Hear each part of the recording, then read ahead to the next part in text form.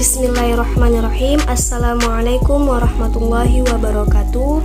Saya Dea Aftariza dari Prodi Komunikasi dan Penyiaran Islam KPIB, Fakultas Dakwah dan Komunikasi di Universitas Islam Negeri Sumatera Utara. Di sini saya akan memenuhi tugas ilmu hadis dari Bapak Muhammad Iqbal Abdul Muin LCMA. Di sini kita akan membahas bab yang pertama, yaitu A. Terminologi hadis dan B. Kedudukan dan fungsi hadis. A. Terminologi hadis. Yang pertama, hadis. Kata hadis secara etimologi merupakan isi masdar dari kata kerja hadatsa yahdisu haditsan, yang berarti komunikasi, cerita, dan percakapan, baik dalam konteks agama maupun duniawi, atau dalam konteks sejarah atau peristiwa yang kejadian aktual. Secara terminologi, ahli hadis, ahli usul, dan ulama fikih berbeda pendapat dalam memberikan pengertian hadis. Di kalangan ahli hadis sendiri ada beberapa definisi yang antara satu dengan yang lainnya agak berbeda. Ada yang mendefinisikan bahwa hadis adalah aqwalun Nabi Sallallahu Alaihi Wasallam wa af'al wa ahwaluhu, segala perkataan Nabi Sallallahu Alaihi Wasallam, perbuatan dan hal ihwalnya. Yang termasuk hal ihwal ialah segala pemberitaan tentang Nabi Shallallahu Alaihi Wasallam, seperti yang berkaitan dengan himmah atau kemauan, karakteristik, sejarah kelahiran, dan kebiasaan-kebiasaannya.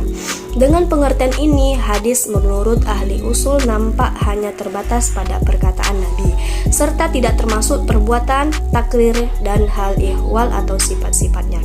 Namun demikian, perkataan Nabi yang dimaksud oleh ahli usul dapat dimaklumi karena bentuk-bentuk hadis yang lain terkadang disampaikan oleh Nabi dalam bentuk perkataan untuk menjelaskan perbuatan beliau, seperti perintah untuk melaksanakan sholat dan manasik haji. Dengan kata lain, bahwa hadis menurut mereka adalah segala penjelasan Nabi Shallallahu Alaihi Wasallam yang dapat dijadikan dalil dan menetapkan hukum-hukum syara. Dan hukum syara terbagi menjadi 5. Yang pertama wajib, yang kedua haram, yang ketiga mandub, yang keempat makruh, dan yang kelima mubah, sesuai dengan sirat yang ditunjukkannya. Yang kedua, sunnah.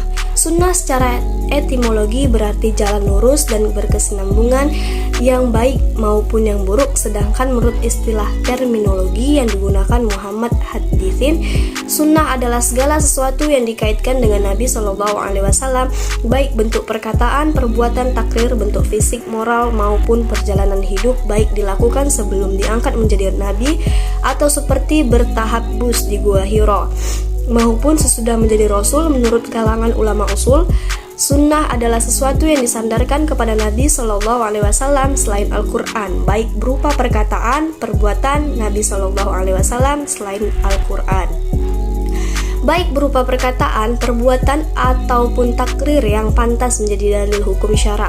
Sedangkan menurut fuqaha, sunnah adalah hal-hal yang berasal dari Nabi Shallallahu Alaihi Wasallam, tetapi hal itu tidak fardu dan tidak wajib. 3. Khobar. Khobar menurut bahasa berarti al-naba, yaitu berita. Sedangkan menurut istilah terdapat 3 pendapat, yaitu A. Khobar adalah sinonim dari hadis, yaitu sesuatu yang disandarkan kepada Nabi Shallallahu Alaihi Wasallam dari segi perkataan, perbuatan, takrir, dan sifat. B. Khobar berbeda dengan hadis. Hadis adalah sesuatu yang berasal dari Nabi, sedangkan khobar adalah berita yang datang dari selain Nabi. C. Khobar lebih umum dari hadis.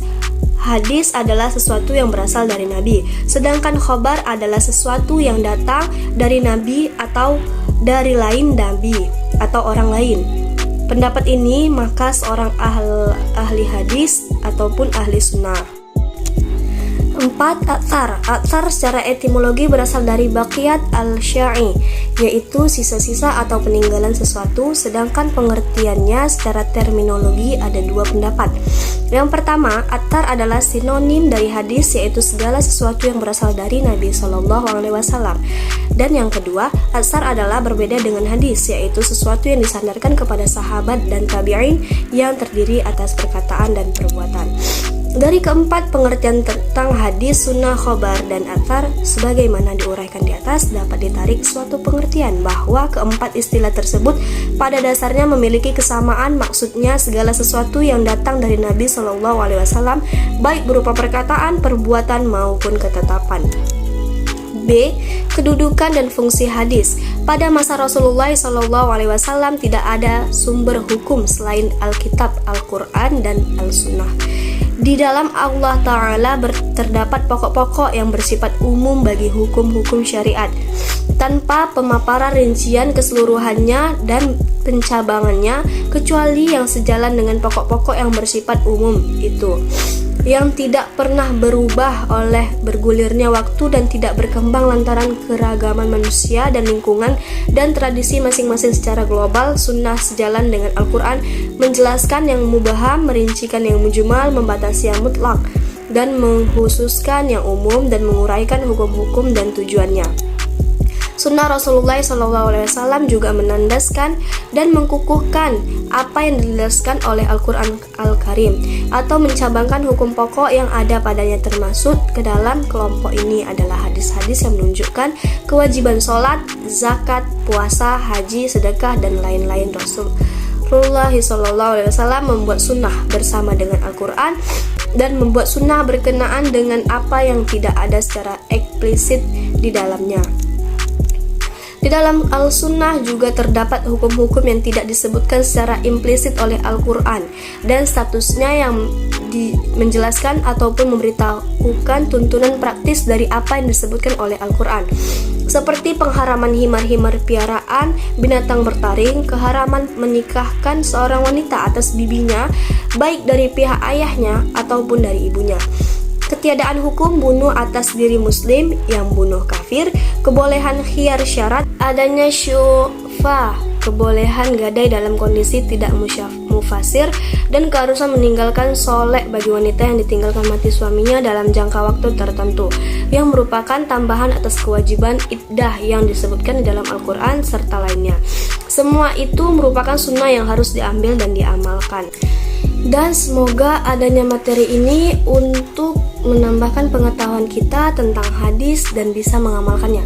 Saya Dea Aftariza, mohon maaf atas segala kekurangannya. Semoga kalian semua memaafkan kehilafan saya dalam membaca materi ini. Mungkin hanya ini yang dapat saya sampaikan, kurang dan lebihnya saya mohon maaf. Sekian dan terima kasih. Assalamualaikum warahmatullahi wabarakatuh.